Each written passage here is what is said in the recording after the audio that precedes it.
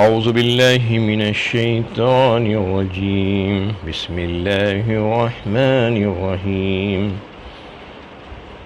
وقاتلوہم حتی لا تکون فتنة ویکون الدین للہ فإن انتہوا فلا عدوان الا علی الظالمین، اور ان سے لڑو یہاں تک فتنہ باقی نہ رہے اور دین اللہ ہی کا ہو جائے، اور اگر وہ باز آ جائیں تو ظالموں کے سوا کسی کے خلاف اقدام روا نہیں۔ یہ سورہ بقرہ کی 163 نمبر کی آیت ہے۔ اس سے پہلے کی آیتوں میں بھی جہاد کی اجازت اللہ تعالیٰ کی طرف سے جو دی گئی تھی اس کا تذکرہ چل رہا تھا۔ اس آیت میں بھی یہ بات واضح کی گئی کہ لڑائی اس وقت تک ہوگی جب تک کہ فتنہ برقرار رہے گا۔ فتنہ ختم ہوگا تو لڑائی ختم ہوگی۔ فتنہ کیا ہے اصل میں؟ دین اللہ کے علاوہ کسی اور کے لیے بھی ہو، اللہ تعالیٰ کے احکام اور قوانین کے علاوہ کسی اور کے احکام اور قوانین چلے، یہ فتنہ ہے۔ اللہ تعالیٰ ہی کی اطاعت اور اللہ تعالیٰ ہی کی بندگی ہونی چاہیے، یہ اللہ تعالیٰ چاہتے ہیں۔ اس وقت جو کفار تھے اس میں جو عام کفار کے لیے تو جو اصول اور قاعدہ ہے وہ یہ کہ وہ اگر اسلام قبول کرنا نہیں چاہتے اور اسلامی مملکت میں رہنا چاہتے ہیں تو پھر ان کو اقرار کرنا ہوگا اسلامی حکومت کی اطاعت اور جزیہ کے ادا کرنے کے تعلق سے، تو پھر ان کے لیے امان ہوگی، ان کی جان و مال کی حفاظت اسلامی حکومت کی ذمہ داری ہے، قرار دی جائے گی۔ جزیہ کیا ہے؟ اصل میں وہ ٹیکس ہے جو غیر مسلموں سے وصول کیا جاتا ہے، ان کی جان و مال اور ان کو امان دینے کے لیے، ان کی حفاظت کرنے کی خاطر۔ دوسرے وہ کفار تھے جو اہل عرب، جن کے لیے جزیہ نہیں تھا، بلکہ ان کے لیے تو یہ بات تھی کہ وہ یا تو مسلمان ہو جائیں یا پھر قتل ہونے کے لیے تیار ہو جائیں، دو میں سے کوئی ایک ہی صورت ان کے لیے ہو سکتی تھی۔ یہاں پر جو بات واضح کی گئی کہ فتنہ ختم ہونے تک لڑائی ہوگی، فتنہ ختم ہوگا تو لڑائی ختم ہوگی، تو اصل میں جو نزاع تھا اس کو سمجھنا چاہیے کہ جو مسلمانوں اور کفار مکہ کے درمیان، قرآن کا دعویٰ یہ تھا کہ خانہ کعبہ جس کی تعمیر حضرت ابراہیم اور حضرت اسماعیل علیہ السلام نے مرکز توحید کی حیثیت سے کی تھی۔ ظاہر ہے اس کی تولیت کے اصل حقدار تو اہل ایمان ہی ہیں، نہ کہ مشرکین جنہوں نے اس میں بت بٹھا رکھے تھے۔ حضرت ابراہیم علیہ السلام کی دعا کو اللہ تعالیٰ نے قبول کیا۔ اللہ تعالیٰ جس رسول کو مبعوث کرنے کا وعدہ فرمایا تھا اس کی تکمیل حضرت محمد صلی اللہ علیہ وسلم کے ظہور سے ہو گئی۔ اس نبی کے ذریعے سے اس گھر کے اصل مقصد کی تجدید ہونا ہے، لہٰذا ضروری ہے کہ اس گھر کو کفار اور مشرکین کے تسلط سے آزاد کیا جائے اور کفر و شرک کی نجاستوں سے پاک کر کے امت مسلمہ کے قبضے میں دے دیا جائے کہ وہ اسلام کا مرکز اور اہل ایمان کا قبلہ ہے۔ یہ در حقیقت حضرت محمد صلی اللہ علیہ وسلم کا اصل مقصد تھا بعثت کا، اور اس نصب العین کے حصول کی راہ میں اگر کوئی طاقت مزاحمت کرتی ہے تو اس کو ہٹانے کے لیے طاقت کا استعمال ضروری تھا، اور اس بات کی اجازت دے دی گئی تھی کہ اب طاقت کے استعمال کے ذریعے سے وہ فتنے کو مٹایا جائے، اور جو باطل نظام جو قائم کیا گیا ہے وہ باطل نظام کی جگہ اس کو بدل کر جو حق نظام ہے، نظام حق ہے، اس کو قائم کرنا ضروری ہے۔ اور پھر آخر آیت میں یہ فرما دیا گیا فَإِنِ انْتَهُوا فَلَا عُدْوَانَ إِلَّا عَلَى الظَّالِمِينَ، اور اگر وہ باز آ جائیں تو ظالموں کے سوا کسی کے خلاف اقدام درست نہیں۔ یعنی جو لوگ ہتھیار ڈال دیں اور جو لڑائی ختم کر دیں تو پھر ان کے خلاف مزید لڑائی جاری نہیں رکھی جا سکتی۔ ہاں، لڑائی انہی کے خلاف جاری رکھی جائے گی جو ظالم ہیں،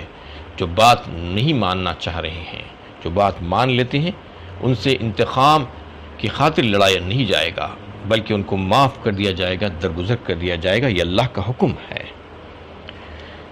الشہر الحرام بالشہر الحرام والحرمات قصاص فمن اعتدى عليكم فاعتدوا عليه بمثل ما اعتدى عليكم واتقوا الله واعلموا ان الله مع المتقين۔ ماہ حرام میں جنگ کی حرمت اسی صورت میں ہے جبکہ وہ بھی ماہ حرام کی حرمت کو ملحوظ رکھیں، اور حرمتوں کے معاملے میں برابری کا لحاظ کیا جائے گا، لہٰذا جو تم پر زیادتی کرے تم بھی اس کی زیادتی کا جواب اسی کے برابر دو، اور اللہ سے ڈرو، اور یہ جان لو کہ اللہ انہی لوگوں کے ساتھ ہے جو اس سے ڈرتے رہتے ہیں۔ اس میں اللہ تعالیٰ نے حرمت والے مہینوں کا تذکرہ فرمایا ہے۔ شہر حرام جسے کہا جاتا ہے، یہ 4 مہینے ہیں اسلام میں: ذی قعدہ، ذی الحجہ، محرم، یہ متواتر ایک کے بعد ایک آتے ہیں، اور ایک مہینہ ہے رجب۔ یہ 4 مہینوں کو حرمت والے مہینے کہا گیا ہے۔ شروع حضرت ابراہیم علیہ السلام کے دور سے بھی یہ بات سب کے لیے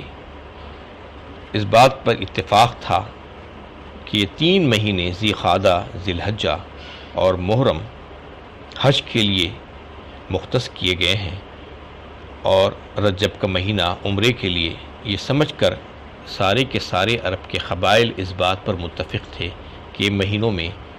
جنگ کرنا ممنوع ہے، قتل و خون اور غارت گری اس میں نہیں کی جائے گی۔ اس بات کا لحاظ سب لوگ کیا کرتے تھے، لیکن اس آیت میں یہ بات بتائی گئی ہے کہ اگر وہ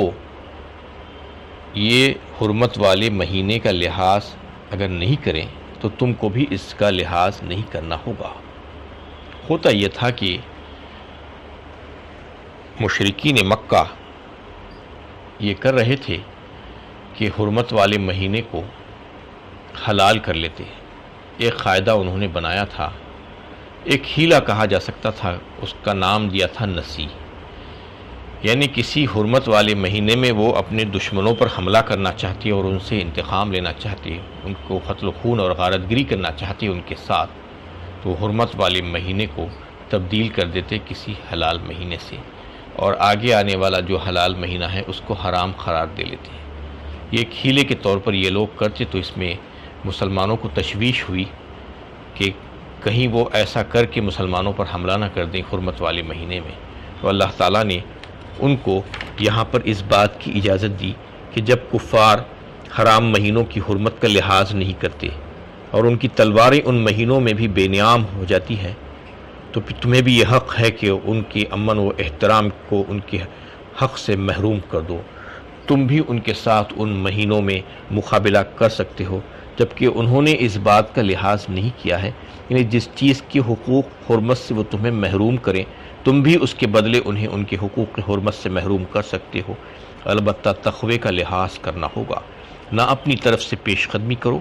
اور نہ تمہارا کوئی اقدام حد ضرورت سے بڑا ہوا ہونا چاہیے۔ یعنی وہ لوگ اگر پہلے اس بات کو شروع کر رہے ہیں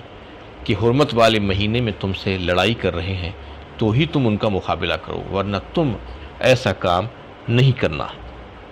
وَأَنفِقُوا فِي سَبِيلِ اللَّهِ وَلَا تُلْقُوا بِأَيْدِيكُمْ إِلَى التَّهْلُكَةِ وَأَحْسِنُوا إِنَّ اللَّهَ يُحِبُّ الْمُحْسِنِينَ۔ اور اللہ کی راہ میں خرچ کرو اور اپنے ہاتھوں اپنے کو ہلاکت میں نہ ڈالو، اور یہ کام حسن و خوبی کے ساتھ کرو، اللہ حسن و خوبی کے ساتھ کام کرنے والوں کو پسند کرتا ہے۔ یہاں پر اللہ کی راہ میں خرچ کرنے کے لیے کہا گیا ہے۔ اصل میں اللہ کی راہ میں خرچ کرنا کیا ہے؟ اللہ کے دین کو مضبوط اور قائم کرنے کے لیے، درست کرنے کے لیے، جمانے کے لیے اپنے مالوں کو خرچ کرنے کا حکم دیا گیا ہے۔ یہاں پر جب موقع پڑے تو جہاد کی تیاری کے لیے اپنے مالوں کو خرچ کرنا، اس میں ترغیب دی گئی ہے اور بتایا گیا ہے کہ اگر تم اپنے مالوں کو زیادہ عزیز رکھو گے اللہ کی راہ میں خرچ کرنے کے مقابلے میں، تو پھر یہ سمجھ لو کہ تمہارے لیے تباہی اور بربادی اور ہلاکت ہے، اس دنیا میں بھی اور آخرت میں بھی۔ تباہی اس وجہ سے ہے کہ دنیا میں تم کفار سے مغلوب ہو جاؤ گے اور ذلیل و خوار ہو جاؤ گے، تو کفار تم پر غلبہ پا جائیں گے، اور آخرت میں اللہ تعالیٰ تم سے سخت بازپرس کرے گا اس بارے میں کہ تم نے اپنا مال اللہ کی راہ میں کیوں خرچ نہیں کیا تھا۔ اس میں تمہارے مالوں کو کی قربانیاں پیش کرنے کے لیے کہا گیا ہے کہ اس میں سعی اور جہد کرنا چاہیے اللہ کی راہ میں، اللہ کے دین کو قائم کرنے کے سلسلے میں۔ یہ بات اس میں واضح کی گئی ہے کہ یہ زکوٰۃ کے علاوہ مال ہوگا، یعنی جب کبھی جہاں کہیں پر ایسی ضرورت پیش آ جائے تو مسلمانوں کے لیے لازم ہوگا کہ وہ اپنے مالوں میں سے جہاد کی تیاری کے سلسلے میں اپنے مال کو لگائیں، کیونکہ یہ زکوٰۃ کے علاوہ مال ہوگا اور یہ اس کے لیے کوئی نصاب نہیں ہوگا، کوئی میعاد نہیں ہوگی، اور یہ ہمیشہ نہیں ہوگا، بلکہ جب کبھی اس کی ضرورت پیش آ جائے گی تو پھر اس کو لگانے میں دریغ نہیں کرنا چاہیے، یہ بتایا گیا ہے۔ اس کے مختلف مفہوم بتائے گئے ہیں۔ ایک مفہوم میں حضرت ابو ایوب انصاری رضی اللہ تعالیٰ عنہ نے یہ بات بھی بتائی کہ اللہ تعالیٰ نے جب اسلام کو غلبہ عطا فرمایا، قوت عطا فرمائی، امن دے دیا، تو ہم لوگ یہ سمجھنے لگے کہ اب شاید ہم اپنے وطن میں رہ کر، اپنے مقام پر رہ کر اپنی جائیدادوں اور اپنے مالوں کی نگرانی اور نگہبانی کر سکتے ہیں۔ لیکن اس کے بعد یہ آیت جب نازل ہوئی اور اس میں بات بتائی گئی کہ ترک جہاد اصل میں ہلاکت ہے، تو پھر انہوں نے یہ بات بتائی کہ یہ بات ہم کو سمجھ میں آ گئی کہ آیت ہمارے لیے نازل ہوئی ہے، یہ حکم ہمارے لیے ہے، تو پھر انہوں نے ہمیشہ اپنی زندگی بھر جہاد کو کبھی بھی ترک نہیں کیا، ہمیشہ لڑتے رہے اللہ کی راہ میں۔ ایک وقت آ گیا کہ قسطنطنیہ میں جہاد چل رہی تھی اور انہوں نے اس میں شرکت کی اور وہیں پر انہیں شہادت نصیب ہوئی، وہیں پر وہ مدفون بھی ہوئے۔ اس کا اور ایک مطلب حضرت برا بن عازب رضی اللہ تعالیٰ عنہ یہ فرماتے ہیں کہ کوئی گنہگار گناہ کے ہو جانے کے بعد اللہ کی رحمت اور مغفرت سے مایوس نہیں ہونا چاہیے۔ اگر مایوس ہوتا ہے تو یہ اس کے لیے ہلاکت ہے۔ مطلب یہ ہے کہ گناہ تو انسان سے ہوتے رہتے ہیں، گناہ اگر ہو جائے تو اس کا صحیح طریقہ کار یہ ہے، سب سے اچھا گنہگار اور خطا کار یہ ہے کہ وہ اللہ تعالیٰ سے رجوع ہوتا ہے، اپنی زندگی میں توبہ کرتا ہے، معافی مانگتا ہے، شرمسار ہوتا ہے، نادم ہوتا ہے اپنے کیے پر اور اللہ سے معافی مانگتا ہے۔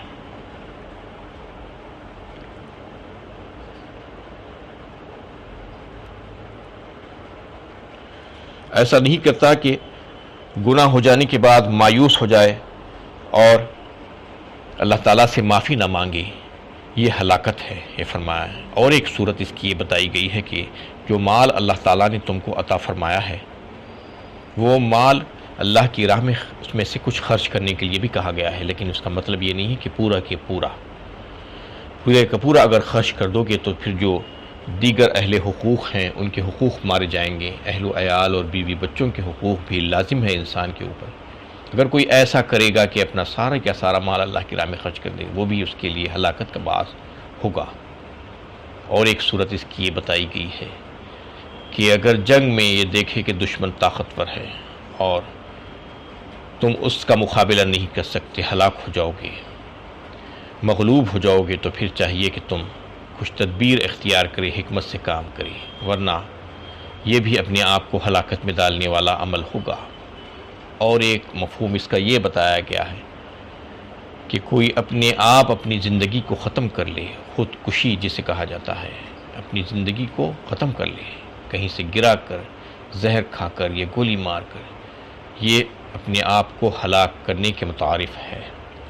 یہ ساری باتیں بتائی گئی ہیں کہ اپنے آپ کو ہلاکت میں کر ڈالنے والی باتیں ہیں یہ۔ اس کے بعد آیت کے آخری حصے میں یہ واضح کیا گیا وَأَحْسِنُوا إِنَّ اللَّهَ يُحِبُّ الْمُحْسِنِينَ،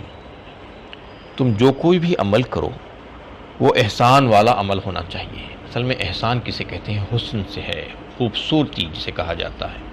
تمہارے سارے اعمال خوبصورت ہونے چاہیے، اچھے اور بہترین ہونے چاہیے۔ حدیث جبرائیل میں جیسا کہ یہ بات بتائی گئی، حضرت جبرائیل علیہ السلام آ کر آپ صلی اللہ علیہ وسلم سے دریافت کیے تھے کہ احسان کے بارے میں، طویل حدیث ہے، اس کا ایک حصہ یہ بھی ہے کہ احسان کے بارے میں آپ صلی اللہ علیہ وسلم سے پوچھا گیا۔ آپ صلی اللہ علیہ وسلم کے اس کے جواب میں کہا کہ عبادات کے معاملے میں احسان یہ ہے کہ تم اللہ کی عبادت اس طریقے سے کرو گویا کہ تم اللہ کو دیکھ رہے ہو، اور اگر یہ ممکن نہ ہو تو کم از کم ایسا تو ہونا چاہیے کہ اللہ تمہیں دیکھ رہا ہے، یہ ذہن میں تمہاری ہونی چاہیے یہ بات۔ اسی طریقے سے بہت سی احادیث میں معاملات اور معاشرت کے بارے میں بھی یہ بات واضح کی گئی ہے کہ معاملات اور معاشرت میں ایسا ہونا چاہیے کہ تم اپنے بھائی کے لیے وہی چیز کو پسند کرو جو تم اپنے لیے خود کے لیے پسند کرتے ہو، اور تم اپنے لیے جس چیز کو برا سمجھتے ہو تم اپنے دوسروں کے لیے بھی، بھائیوں کے لیے بھی اس کو برا ہی سمجھو، اچھا مت سمجھو۔ تو اصل میں دو باتیں ہیں، ایک تو عمل وہ ہے جو طاعت، جو تقوی و پرہیزگاری سے حاصل ہوتا ہے، اور دوسرا یہ ہے کہ احسان یہ ہے کہ بڑی خوبی والا عمل، دل لگا کر اپنی ساری توانائیاں جٹا کر دل کی گہرائیوں سے دل جمعی کے ساتھ کسی کام کو کرنا، اس میں حسن و خوبی پیدا کرنا، یہ اللہ تعالیٰ کو بے حد پسند ہے۔ اس میں اللہ تعالیٰ یہ فرما رہے ہیں کوئی بھی عمل، چاہے وہ عبادت ہو، چاہے معاملہ داری ہو، چاہے معاشرت ہو، چاہے اخلاق ہو، وہ ایسا ہونا چاہیے کہ خوبی والا ہونا چاہیے، احسان والے درجے کا عمل ہونا چاہیے، یہ اللہ تعالیٰ کو بے حد پسند ہے۔ ان اللہ یحب المحسنین۔ وآخر دعوانا ان الحمد للہ رب العالمین۔